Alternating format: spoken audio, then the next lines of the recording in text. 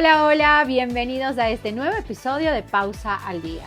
Estoy segura que en algún momento han escuchado a alguna persona que dijo que llegó a terapia después de su divorcio. Conversó con su terapeuta y llegaron a la conclusión de que estaba casada con un narcisista. Pero, ¿de dónde viene el término? Según la mitología griega, viene de este Narciso, que era un joven muy atractivo, guapo, de una belleza así exquisita, el cual era difícil que pudiera relacionarse con otras personas, porque según dicen, había mucho interés por la belleza y no por lo que realmente era él. Y después decían que no había nadie que le calzara, porque él era tan guapo, tenía todos estos atributos, que no había nadie que pudiera ser igual a él o que pudiera parecerse. Finalmente, un día llega al lago, dicen que fue también un hechizo, llega al lago, ve su imagen, se enamora de su imagen y ese amor era tan intenso que llega a provocarle depresión, angustia y poco a poco empieza a consumirse. Narciso muere y luego nace una flor, según la mitología, que se llama Narciso. Y de ahí viene este término, narcisismo. Pero cuando lo topamos en una relación de pareja, va mucho más allá, porque ahí analizamos en qué momento la otra persona se pierde. Se siente utilizada, se siente poco validada por su pareja, empieza a dudar de sí misma. ¿En qué momento ya no es la persona que creía ser? Porque se convirtió en alguien más para agradar a alguien. Así que hoy vamos a hablar de este término y tengo a una especialista con la que vamos a abordar este tema, porque yo creo que el problema no es que alguien se ame muchísimo a sí mismo. El problema es cuando yo dejo de amarme a mí. Así que hoy está con nosotros la doctora Verónica Vélez. Ella es especialista en psiquiatría y hablaremos del narcisismo. ¿Hay una diferencia entre el narcisismo y el egocentrismo? ¿Cómo le va, doctora? Bienvenida. Ibis, muchísimas gracias. Gracias por la invitación. Gracias a todos nuestros amigos, que nos están acompañando, pero sobre todo que muestran interés por estos temas de salud mental. Bien decía Ibi usted, durante todo este tiempo creo que existe una oleada tremenda de diagnósticos de TikTok, como yo les llamo, o muchas veces estos diagnósticos por inteligencia artificial. Soy narcisista o mi pareja es narcisista porque la inteligencia artificial me lo dijo. Y eso lamentablemente conlleva que tengamos errores en cuanto no solo a la interpretación como tal de esta palabra, sino simplemente como en general a tratar de globalizar. Y cada persona que no me contesta el celular, cada persona que es arrogante, eres narcisista. Y empezamos a colocar esta etiqueta con las personas cuando no es así. Y ahí quiero hacerle una aclaración un poco, mi querida Ibis, porque narcisistas pueden haber rasgos narcisistas, un estilo de personalidad narcisista y el trastorno de personalidad narcisista, que es lo más complejo como tal. Ahora, ¿cómo nosotros identificamos estos rasgos? Porque si bien yo puedo estar con una pareja, puedo tener una relación, puedo haberme dejado conquistar, dicen que una persona narcisista está feliz hasta que consigue lo que quiere. Cuando ya tiene todo lo que quiere, pierde el interés y empieza a ser cruel con la otra persona. Entonces, ¿qué hay de cierto con todo esto y cómo nosotros nos damos cuenta que estamos en una relación con un narcisista? Uno de los criterios en los que se le otorga a una persona narcisista justamente eso es, como dice Ibis, obtener un trofeo. El obtener lo que quiero, tenerlo, pero al mismo tiempo aislarlo y dejarlo solo para mí, esa es una de las características, digamos, de una personalidad o de un trastorno ya narcisista. Pero como tal, para llegar a ese punto de profundidad, mi querida Ibis, yo creo que hay que hacer como este análisis que yo les decía.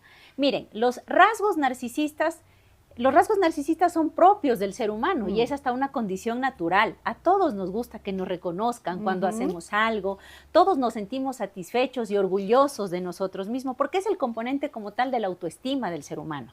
Ahora, una autoestima sana tiene estos rasgos narcisistas, pero que son totalmente llevaderos. Eso podríamos decirlo, mi Ibis, como un narcisismo saludable. Está bien. Porque todas las personas nos gusta tener confianza en nosotros, como les decía, nos gusta que nos reconozcan, nos gusta que nos feliciten. Ahora, cuando esto ya se va hacia el siguiente punto, que sería que yo necesito un reconocimiento constante, pero que eso ya me genera a mí una hipervigilancia a la crítica. O sea, es más, necesito que me estén felicitando todo el tiempo, pero soy muy intolerante a críticas pequeñas. Y aparte de eso, siempre tengo la necesidad de que las otras personas me consideren superior al resto. Esa ya es una personalidad narcisista. Es decir, eso ya va generando un poco de conflictos en la parte laboral, en la vida social, en la parte familiar. Pero cuando se convierte, mi querida Ibis, en un trastorno de personalidad narcisista, cuando estos rasgos ya son totalmente duraderos y permanentes, es decir, a tal grado de permanencia que ya no solo tengo problemas yo con mi pareja o con mis amigos, sino que tengo problema con absolutamente todos. Siempre intento buscar culpables y tengo este estilo de victimización constante. Y eso obviamente ya me genera un sufrimiento, porque eso es importante decirlo, mi querida Ibis, el narciso. La persona narcisista no solo hace sufrir al resto, sino que de cierta forma también sufre. ¿Por qué? Porque nunca me reconocen tanto como yo quisiera. Y es justamente el entender cómo funcionan las relaciones de pareja, doctora, porque yo he escuchado a muchas personas que dicen, estaba en una relación en la cual, primero, lo que yo sentía no era válido. Segundo, yo llegaba a dudar de lo que decía, porque la otra persona era tan inteligente que finalmente yo me sentía culpable cuando había dicho todo lo que sentía. Y también viene el eso de anular a la pareja. Entonces, tú ya no eres una buena pareja para mí, yo puedo salir, puedo verme con otras personas y probablemente encuentran a otra persona que se vea bien, que se vista bien, que todo lo demás, y tú te quedas ahí relegada. ¿Esto puede pasar? ¿Qué es lo que se ve ya cuando llegan a una terapia, cuando llegan a consulta? ¿Cuáles son los rasgos por los cuales llegan y descubren que es un narcisista? Uno de los clics más importantes, mi querida Ibis, de lo que yo veo en consulta es que el narcisista, como bien busca un trofeo, pero también hace un clic importantísimo con una persona que es en cambio demasiado complaciente. ¿Por qué? Existen personalidades justamente que siempre buscan como satisfacer, el estar totalmente disponibles para las otras personas, y eso genera obviamente que yo busque una persona que quiera eso, mi disponibilidad, mi presencia todo el tiempo. Entonces ese es como el match perfecto, una persona muy complaciente con un narcisista que va a necesitar ese reconocimiento todo el tiempo. Pero ahora, como bien decía Ibis, ¿qué es lo que pasa con una pareja en donde ya anulan totalmente mi pensamiento, la forma en la que yo tal vez interpreto o manifiesto lo que yo estoy pensando y sintiendo? Yo creo que va muchísimo más allá solo de una cuestión de invalidar, sino de esta famosa también frase, mi querida Ibis, que se la utiliza muy ahora, muy frecuente, la manipulación. Todo es manipulación. Pero ¿qué es lo que quiere decir? Miren, muchas veces la manipulación no se presenta solo como un acto de control. El manipulador no entra diciendo yo soy aquí mejor que todos, sino que la manipulación muchas veces empieza como a mí todos me hacen sufrir, a mí todos me hacen daño. Y ese es uno de los puntos que yo les decía hace un rato de la victimización. El manipulador muchas veces se muestra como una víctima para generar esa como sensación, digamos, de empatía con la otra persona, y eso provoca obviamente que la pareja haga clic y que la pareja empiece un poco a ceder a todos mis propósitos, a lo que yo busco, a lo que yo quiero ser. Doctora, ¿qué es narcisismo y qué no es? ¿Qué no es narcisismo? Narcisismo no es una persona que sea arrogante solo con la pareja y con el resto de las personas sea una persona totalmente cariñosa, empática, que sea como muy cordial. Narcisismo sí es una persona que tiene y siempre busca la atención de todo su entorno en general, pero aparte de eso, narcisista es aquella persona que busca que los otros hagan siempre lo que yo quiero. Vienen las conductas de manipulación. Una invalidación total de las emociones y sentimientos a tal punto que lo que genera es que la otra persona haga no solo lo que yo quiero, sino que empieza como a distorsionar la realidad. Y narcisista es también la persona que no tiene empatía. Es más, ni siquiera, no es solo es que no intento escuchar el sufrimiento del otro, ni siquiera me importa el sufrimiento del otro. Cuando nosotros, como yo les decía, vemos a una persona que no me responde, que no me escribe, que tal vez no me quiere como yo quisiera, eso no necesariamente es un narcisismo, sino que muchas veces tal vez el problema, como decía Ibis, está en mí, porque estoy tolerando esas cosas que finalmente no quiero. Cuando llegan a consulta, cuando llegan a terapia, porque lastimosamente nosotros no identificamos estos patrones hasta cuando ya se ha roto la relación, hasta cuando estamos perdidos y queremos volver a encontrarnos y llegamos a terapia. De los casos, doctora, que ha visto y que llegan a consulta, emocionalmente, ¿cómo están esas personas? La persona que vive con un trastorno de personalidad narcisista, que ha convivido como pareja, como familiar, definitivamente es una persona agotada emocionalmente. ¿Por qué? Muchas veces, Ivy, dentro de las relaciones interpersonales abunda un sentimiento de querer ayudar, pero el querer ayudar creo que va a veces mucho más allá en algunas personas de querer cambiar. Entonces el estar con esa lucha constante de que yo no me voy de tu lado porque te quiero cambiar, porque quiero que las cosas mejoren, ese es un desgaste emocional que finalmente va pasando factura.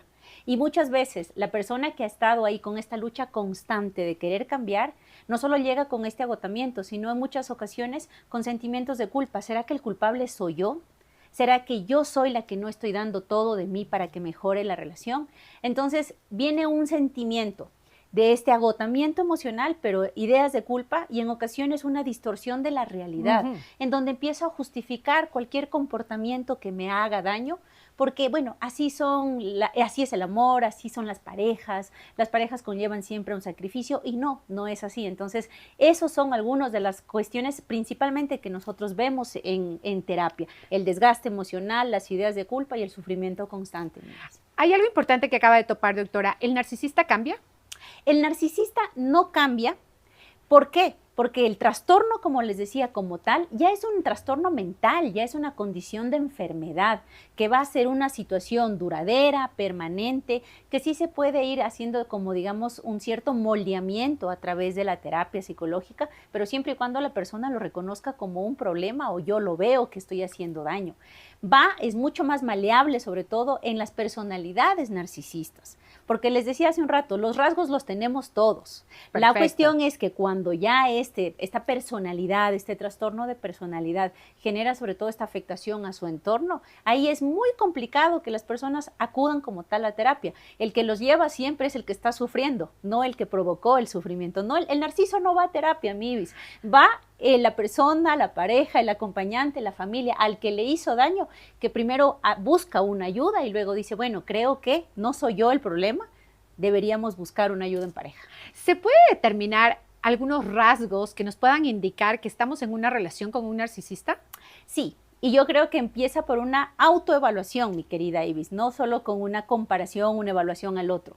Cuando yo empiezo a tener unas conversaciones con mi pareja, pero luego de esa conversación salgo confundido, me siento culpable, en ocasiones empiezo a pedir perdón por cosas que ni siquiera eran culpa mía, esos ya son algunos síntomas o algunas alertas que yo debería ponerle a mi relación y decir, bueno, ¿por qué estoy cediendo totalmente a la otra persona? ¿O qué estrategias está utilizando la otra persona para hacerme sentir siempre culpable?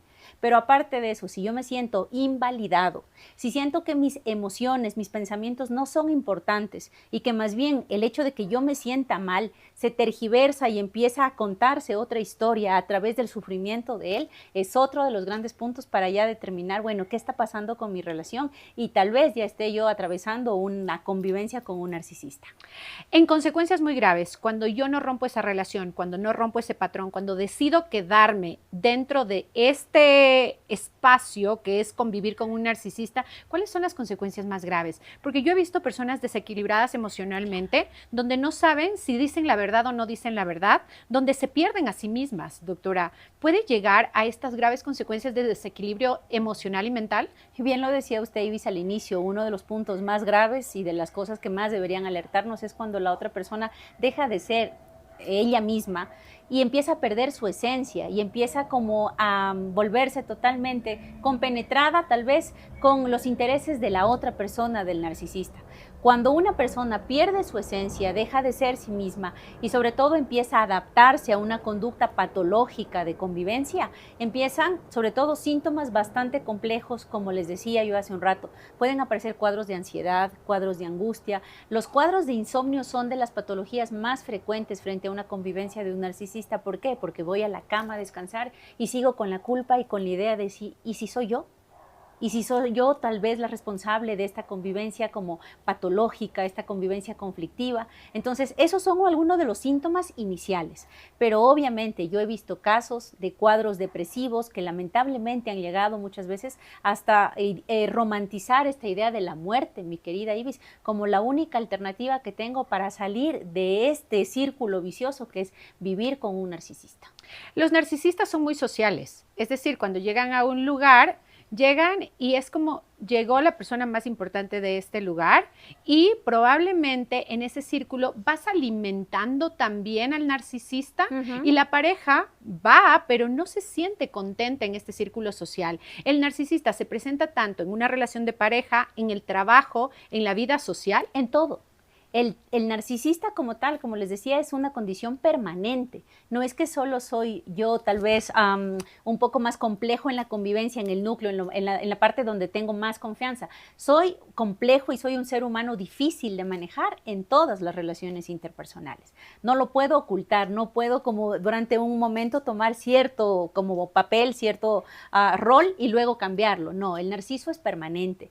Pero el narciso tiene este perfil, como nosotros lo llamamos en salud mental, de ser la persona encantadora, mi querida Ibis. Conquistadora. Conquistadora, que cuando uno le conoce, qué agradable que es conversar, qué simpático que es conversar, qué atractivo, qué interesante es escucharle. ¿Por qué, mi querida Ibis? Porque el narciso justamente cumple ese rol y tiene su monólogo, tiene su perfil, como nosotros le llamamos un efecto vitrina, demostrar lo más bonito porque lo que necesito es encantar a la otra persona. Nosotros en salud mental les hablamos constantemente a los pacientes que el narciso, mi querida Ibis, no busca a una persona que esté sufriendo o no busca a una persona que tenga que ayudar, sino más bien busca ese trofeo, una persona que sabe que es difícil de alcanzar, que no está tan disponible para el resto. ¿Por qué? Porque ese es mi triunfo, ese es mi logro. Y el narciso es tiene esta característica de que difícilmente le gusta perder. Entonces, yo no quiero estar con una persona que está atravesando una circunstancia crítica en su vida, sino yo quiero a un ganador a mi lado. Por acá tengo pregunta y nos dicen, ¿todos los simpáticos son narcisos? No, justo eso es lo que se están asustando mientras escuchan la entrevista y empiezan a hacer check, check, check. Uy, Dios mío, creo que soy narciso. Entonces, doctora, por favor, ¿todos los simpáticos son narcisos? No, no todos los simpáticos son narcisos. Yo creo que debemos hacer un filtro ahí importante cuando nosotros conocemos, nos damos esta oportunidad de conocer a alguien. ¿Por qué? La persona con esta característica narcisista, sí, en realidad, como les digo, se va a mostrar como un encantador. Pero si a eso le sumamos que en un diálogo, en una conversación, el narciso ni siquiera me está poniendo importancia a lo que yo le estoy contando o no le pone nada de interés a lo que yo estoy sintiendo y que toda conversación regresa al rol hacia él, es que es más importante, es que yo te voy a contar lo que a mí me pasó. Ahí podemos tener ya como ciertas características y ciertas sospechas. No podemos andar etiquetando a las personas por rasgos, como yo les decía, pero sí es importante estar alerta porque aunque en la actualidad muchos estudios, mi querida Ibis, nos hablan sí sobre estas características y cómo se puede ir perfilando a una persona con un trastorno narcisista, que de cierta forma son números y son investigaciones con números todavía bajitos. Yo creo que es lo mejor. Creo que es mejor tener un número bajo de narcisos que tener muchísimos narcisos por andar estudiando en la vida. Doctora, cuando una persona ha hecho terapia y descubre que tiene que modificar su conducta, ¿qué es lo que pasa con el narciso? Es decir, yo ya me di cuenta que estoy con una persona narcisista, empiezo a no ceder mi espacio, empiezo a alejarme, límites. A poner límites. ¿Qué pasa con el narciso? El narciso no va a permitir esta pérdida para él. ¿Qué es lo que va a hacer? Es intentar buscar una nueva estrategia de manipulación para que vuelva a tener el control sobre la relación. Pero en algunos casos, en algunas parejas, en donde yo he visto como un despertar totalmente, que va primero desde regresar a ese interés por mí, por el amor propio, pero sobre todo por tener una autoestima un poco más consciente, un poco más a la par de lo que yo soy, de lo que me merezco. En ese momento, en esos despertares es donde definitivamente existen estas separaciones bastante bruscas, que muchas veces las parejas no entienden, que me dejó de la nada, pero si era un tan buen hombre, si era un tan buen tipo, era una mujer tan agradable, muy buena, tan simpático. Agradable, a todos nos caía tan bien. Pero, ¿qué es lo que pasa? No se ha hecho un análisis a profundidad de qué es lo que estaba viviendo la otra persona. Por eso es importante, como decíamos al inicio, mi querida Ives, escuchar, acompañar, no invalidar y no juzgar, no sacar esos criterios tan acelerados. Sin embargo, también nosotros empezamos a justificar al otro, doctora, y yo creo que ahí también nos perdemos, porque nosotros guardamos la apariencia de muchas relaciones que ya están rotas hace rato. Sin embargo, cuando salimos y nos presentamos ante los amigos, ante la familia incluso, todo está bien. Por eso es que cuando usted dice se da esta ruptura, la gente dice, ¿pero qué pasó? ¿Qué pasó? O sea, ¿por qué se acabó? Entonces, es como también darnos cuenta de cómo estamos nosotros en lugar de cómo está el otro. Sí. Y eso parte tal vez, Ibis, de que todavía continuamos en una sociedad que es demasiado exigente con el otro. El hecho de que nosotros nos mostremos con una fractura en una relación, con un problema complejo, muchas personas lo pueden tomar tal vez desde un punto de vista, bueno, necesita ayuda, pero le aseguro, Ibis, que la gran mayoría es desde un punto de vista a veces de emitir criterios, de juzgar a las otras personas y una muestra como de una supuesta debilidad. El mostrar lo que estoy sufriendo a muchas personas les genera una sensación de vulnerabilidad, en donde me estoy mostrando demasiado transparente y demasiado frágil hacia la otra persona, pero yo creo que una de las cosas más importantes para todas las personas en casa que han logrado identificar que tengo una relación con un narcisista es pedir ayuda. Y el pedir ayuda quiere decir vincularme con un círculo que sea un apoyo para mí. Porque una de las estrategias de una relación narcisista, mi querida Ibis, va a ser aislarle. Se acaban todos esos vínculos externos, se acaban los amigos, se acaban los compañeros de trabajo, se acaban las actividades extra de la pareja. ¿Y por qué? Porque yo necesito tener el control y que yo sea la única fuente de satisfacción o de placer.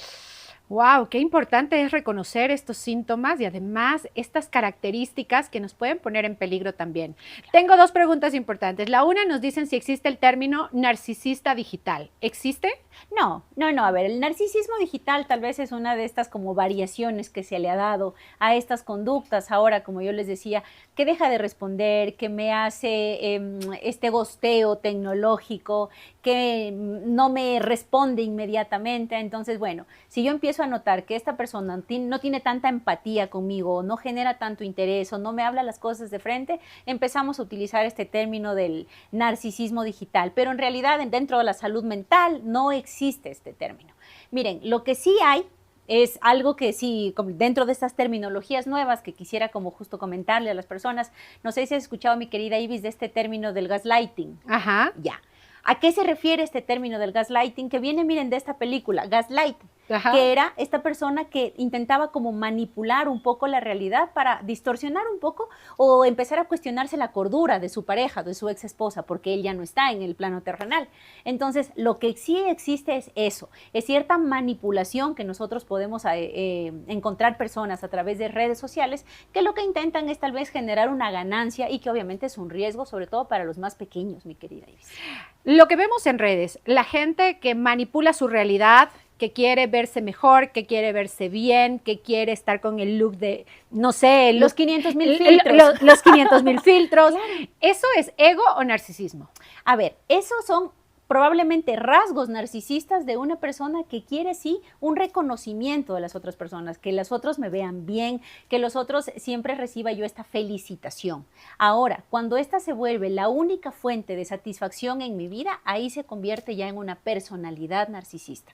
Cuando lo único que yo necesito para sentirme bien es el reconocimiento de los otros, son los likes de los otros, las felicitaciones de los otros, y que cuando yo ya no recibo eso viene una sensación de angustia, intranquilidad y una pérdida como un duelo, ahí se convierte ya en una personalidad narcisista. Otra de las preguntas, ¿hay mujeres narcisistas? Claro que sí. El narcisismo, a ver, muchas veces, y es lo que tú contabas, desde la parte de la historia, claro, ajá, desde la mitología, se lo plantea hacia un hombre, pero claro que existen también conductas, trastornos de personalidades narcisistas, relaciones narcisistas con mujeres. ¿Por qué? Porque no es que tenga una condición que sea mucho más prevalente en hombres que mujeres, no. Muchas veces que es lo que ha pasado en estos cuadros actualmente en la sociedad, que son más las mujeres las que hablan, las que se quejan de una relación que sea dominante, que sea conflictiva. ¿Por qué? Porque hasta socialmente está un poco más permitido en las mujeres mostrarnos un poco más frágiles, más débiles, pero para los hombres se ha creado como este patrón de el sujeto fuerte, el sujeto que emocionalmente es como que inquebrantable, y eso es lo que nos proponen y es lo que exige la sociedad. Si en un hombre me resulta difícil ver esa figura narcisista, en una mujer debe ser realmente peligroso. Claro, es peligroso porque, bueno, las mujeres como tal muchas veces tenemos ciertas conductas, sí, en ocasiones de victimización, tal vez tenemos como ese, yo les digo, como esa lagrimita más fácil para nosotros, porque emocionalmente a veces somos un poco más lábiles, más vulnerables. Pero claro, en el hombre, imagínense que el narcisismo ya no solo llega a esta conducta de manipulación, sino que muchas veces desde una mujer narcisista pueden partir ya situaciones un poco más cruentas como violencia, no solo psicológica, sino también física. Pregunta sin filtro, doctora. Aquí viene la verdad. ¿Debemos permanecer hasta que la muerte nos separe con un narcisista o el divorcio es la alternativa? El hecho de que una persona ya reconozca que tengo una relación narcisista y que sobre todo estoy perdiendo mi identidad y mi esencia, tiene que ser la razón suficiente, no solo, mi querida Ibis, para terminar con la relación, sino tomar definitivamente un cambio de ahí en realidad para mi vida. ¿Por qué? Porque muchas veces estos eventos que nosotros los podíamos llamar como traumáticos, estos eventos vitales de una relación muy conflictiva, el tener este como despertar y darme cuenta que no quiero estar aquí, tiene que ser una situación de aprendizaje. El que una persona identifique esta sintomatología tiene que ser la razón suficiente para cualquier decisión, mi querida Ibis, que esté basada en mi integridad y en mi amor propio. Nos preguntan, hablando de la mitología griega, donde Narciso era un tipo realmente guapo, ¿existen narcisos que no sean realmente guapos? Claro, el narcisismo no tiene que ver nada con la apariencia física. Con la apariencia física. Muchas veces se tiene como este dicho un poco popular que más vale la actitud que la presencia. Y claro, muchas veces son personalidades, como yo les decía, encantadoras, que llaman la atención, que hasta uno muchas veces dice, no, pero si no era ni tan guapo, pero qué interesante que era. Claro, no me gusta cómo es, pero cómo me gusta hablar con él. Puede ser una de las características de este tipo de personalidades, como yo les decía, no tiene que ver con el físico, sino más bien con el grado de manipulación que una persona con esta personalidad narcisista tenga para lograr que tú interpretes o que se distorsione la realidad, que ya ni siquiera para ti sea importante, Ibis, mi aspecto físico, sino lo que yo te hago sentir y cómo tú lo interpretas. Qué difícil es entender la personalidad y sobre todo saber, la mente humana es todavía tan indescifrable y podemos encontrarnos con muchos de estos trastornos, algunas cosas que creemos que son y resulta que no son. Y yo me pongo a pensar y quizás me ilusiono con estos círculos en donde alguien se presente y diga soy tal y soy narciso y que pueda recibir ese círculo de apoyo. Pero como decía la doctora, son quienes han convivido con un narcisista las que buscan terapia y no el narciso. Siempre, siempre el que va a terapia es el que padece, el que sufre. Muy pocas veces el narcisista acude a terapia. ¿Cuándo acude? Cuando probablemente ya mi pareja me dejó, me puso límites, y es porque acudo porque me siento triste, me siento abandonado, pero no porque reconozca cómo fue todo este patrón prácticamente de manipulación, de sufrimiento hacia la otra persona. Casi es como el común denominador que el que va a terapia, como les digo, es la víctima de una convivencia con un narcisista. En estas preguntas cortas y rápidas, doctora, 3 signos que nos demuestran que estamos con una persona narcisista. Manipulación, invalidación y aislamiento. ¿Qué sí es un narcisista? Narcisista es la persona que siempre busca una aprobación del resto de las personas, que intento victimizarme casi siempre, que culpabilizo frecuentemente a los demás por cualquier cosa y sobre todo que muestro una nula empatía sobre lo que el otro piensa y siente. ¿Cómo diferencio a un narcisista de una patología completamente diferente? El narcisista tiene plena conciencia de las cosas que hace, como les decía, es permanente, lo realiza en todo el tiempo, pero en muchas ocasiones, por ejemplo, enfermedades mucho más complejas, no tienen conciencia de sus actos. Ese es uno de los puntos tal vez a tomar en cuenta, que el narcisista sabe lo que está haciendo, pero aún así no tiene la empatía para darle la importancia de lo que el otro padece. En la vida cotidiana, en casa, cuando estoy con mi pareja, tengo una conversación, ¿qué es lo que empieza a florecer o qué es lo que empieza a sacar como signos? Cuando yo tengo ya una relación con un narcisista, la conversación es que siempre voy a terminar yo confundida después de esa conversación, voy a salir culpabilizándome sobre las cosas y tengo que darme cuenta si ya empecé a pedir perdón. Si hablamos de salud mental, ¿qué es lo más importante?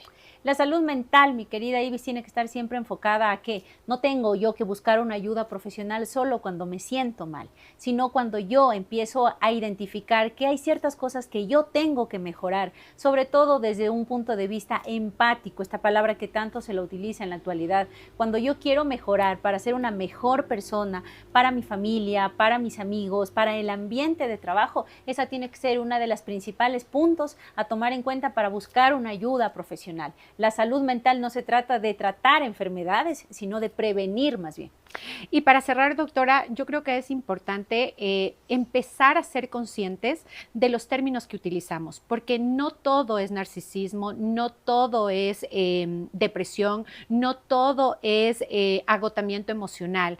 Debemos encontrar qué es lo que realmente estamos sintiendo, cómo nos estamos relacionando con nosotros, para encontrar quizás sí una respuesta, pero no un culpable.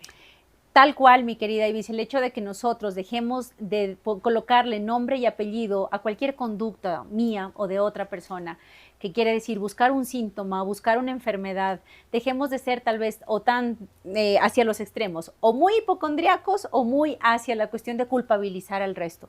Pero si yo empiezo ya a identificar que hay ciertas cositas que yo podría ir perfeccionando y mejorando, esas deberían ser algunos de los pasos que nosotros podríamos irlos tomando ya como a favor, pero no andar por ahí etiquetando a las personas, no andar dando diagnósticos, no ir por la vida dando diagnósticos, porque eso lo que genera simplemente es que exista esta distorsión de estos términos de salud mental y que definitivamente demos una interpretación. Así como la tristeza, mi querida Ibis, no es un sinónimo de depresión, la arrogancia, la falta de empatía tampoco es un sinónimo de narcisismo. Estoy haciendo el check para saber. No, yo creo que les pasa a muchos que seguramente están escuchando con atención esta entrevista y lo que queremos es tener el contexto completo, empezar a entender que la salud mental no pasa únicamente por lo que vemos en redes sociales, por el video que salió en TikTok, por lo que le pasa a esa persona y generalizamos que esto puede ser lo que estamos viviendo todos. Hay que empezar hacer justamente este trabajo personal de qué es lo que yo siento, qué me está pasando, cuando estoy triste, cómo reacciono, cuando estoy feliz, qué es lo que hago, qué es lo que espero de mi pareja, puedo co-crear este espacio, porque finalmente siempre hay opciones, doctora. A veces no las vemos, pero siempre hay opciones. Siempre hay opciones y uno de los puntos que nosotros tenemos que tomar como una estrategia inicial es empezar a tratar de sobrellevar solo las cuestiones uno solo.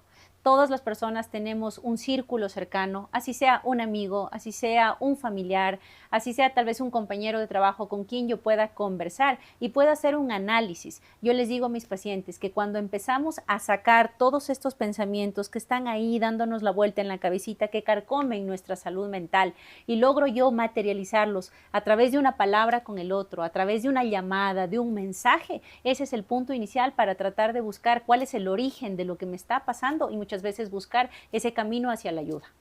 Doctora, muchísimas gracias. Creo que ha sido súper claro. Hoy hemos hablado del narcisismo y tendremos muchísimos otros temas para abordar en cuanto a salud mental. Como yo les decía al inicio de este episodio, no se trata de que la persona se quiera tanto, tanto a sí misma, sino qué es lo que pasa conmigo. Si en ese querer, si en ese amar me estoy perdiendo y estoy siendo poco compasiva conmigo misma. Cuando yo me pierdo a mí, pues entonces no queda nada. Así que espero que ustedes nos dejen sus comentarios si tienen dudas, si quieren conocer más acerca de cómo identificar realmente si se trata de una persona narcisista. Aquí están las redes sociales y también están nuestros próximos capítulos para seguir hablando de salud mental. Con eso nosotros nos despedimos y nos vemos en el próximo episodio. Gracias, Doc. Gracias, Ibis.